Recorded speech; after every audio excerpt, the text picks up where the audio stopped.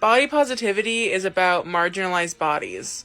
So if you're trans, if you're a person of color, if you are disabled, if you are fat, if you have any marginalized body, the body positivity movement is for you. And literally, beauty standards are such a small part of that. Like, the body positivity movement is meant for people with those marginalized bodies to get the same respect and treatment and opportunities as everyone else. Just because I'm unhealthy doesn't mean I should be treated like shit or denied jobs or denied healthcare, okay? So kindly pack up this, fake body positive shit that you and other people keep bringing to my page. What gets me about this video is how they really didn't address the comment. The comment said, body positivity should be about people with scars, stretch marks, moles, birthmarks, etc., not being unhealthy.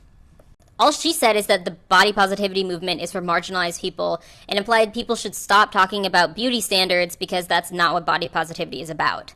But we can't pretend like the fat acceptance movement that is associated with body positivity wasn't kicked off in large part because of the backlash against the beauty standard that being fat is ugly. Tess Holliday didn't become popular because of her great opinions on how to uplift marginalized bodies. Her entire slogan is F your beauty standards. Emphasis on the beauty standards. You can't just walk this entire thing back now and say that body positivity isn't about aesthetics.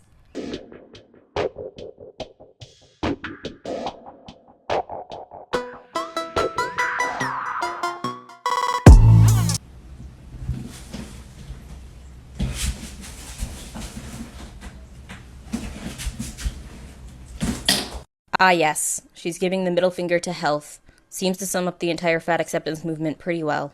Simply being thin in and of itself is not fatphobic, but this comment sure as hell is. The assumption that fat automatically equals unhealthy is fatphobic. And I've said that, I think, maybe a million times. Let's put our reading glasses on, you guys, and our listening ears. Let's turn them all the way up, because it's the same stuff I've been saying for like a month. The comment basically said, I don't want to be fat for health reasons, and that doesn't make me fatphobic. That's an exceedingly reasonable statement, and you, my dear, are just wrong. And you're still giving the middle finger to health. Hey, stupid, it was remover community guidelines.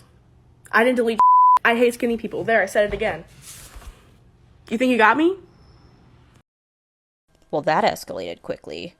We're now on to not just flipping the bird to skinny people and health, but outright hating skinny people.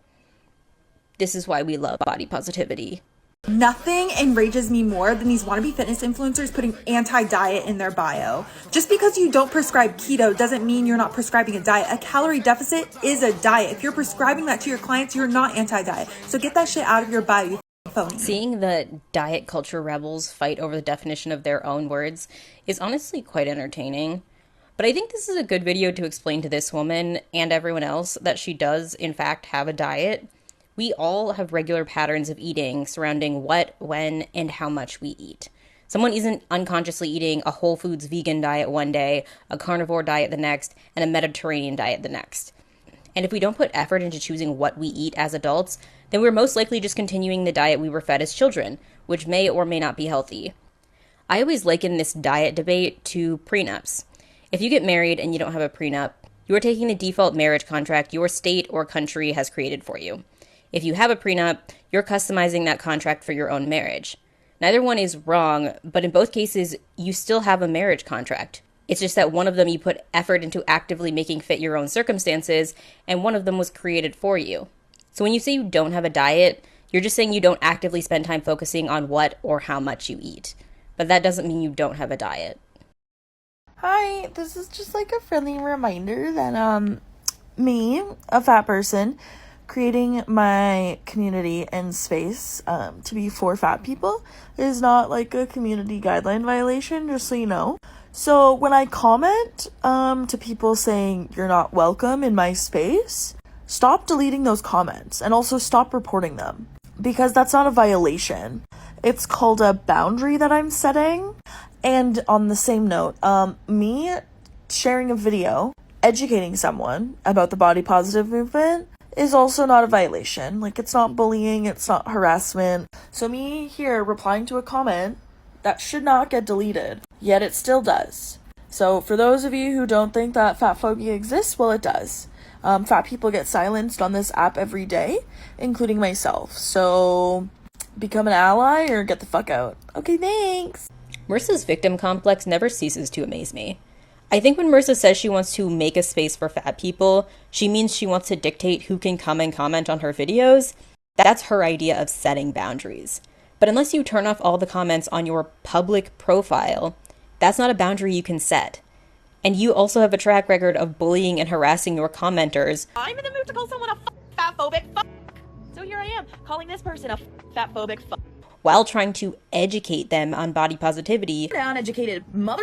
So take a second, get the ruler out of your asshole, and try and listen to fat people talk about fat phobia. So TikTok taking down those videos isn't fat phobia. It has nothing to do with your size and everything to do with your terrible behavior. So this person asks, what do hashtags like hashtag deathfat and hashtag infinifat mean? So I've made a video about categories before. There's the categories of fatness that we kind of use to self-identify ourselves. But I'll go over these two specifically for you. So this is a great article from Teen Vogue that helps explain categories. And it says here that infinifat, sizes 34 plus, a complementary term to superfat. Infinifat was coined by Ash of the Fat Lip podcast to describe those whose, quote, size is greater than any assignable size number, end quote. Quote, too fat for commercially available clothing, end quote. They are sized out of brick and mortar plus size stores and must order clothing online.